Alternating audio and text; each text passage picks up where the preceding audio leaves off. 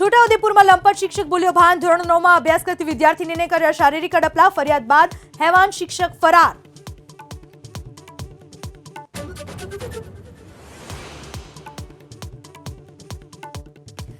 ગોધરાની મજૂર અદાલતમાં ન્યાયાધીશને બંધ કવરમાં લાંચ આપવાના પ્રયાસથી ખળભળાટ, જજની ફરિયાદ બાદ એસીબીએ અરજદારની કરી અટકાયત.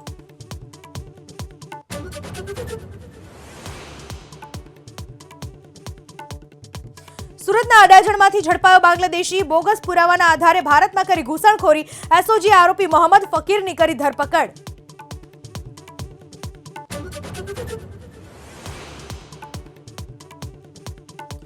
મહાઠગ ભૂપેન્દ્ર ઝાલાના સમર્થનમાં અરવલ્લી જિલ્લા કલેક્ટરને આવેદન, રાજકીય કિન્નાખોરીમાં દરોડા પાડ્યા હોવાનો ઠાકોર ક્ષત્રિય સમાજના આગેવાનનો આરોપ.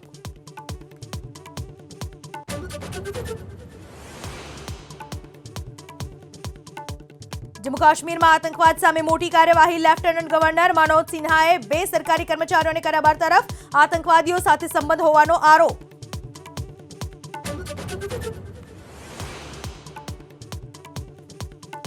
ઓડિશાથી પીએમ મોદીના કોંગ્રેસ અને વિપક્ષ પર આકરા પ્રહાર, બોલ્યા સત્તાના ભૂખ્યા લોકો જનતાને બોલે છે જુઠ્ઠું.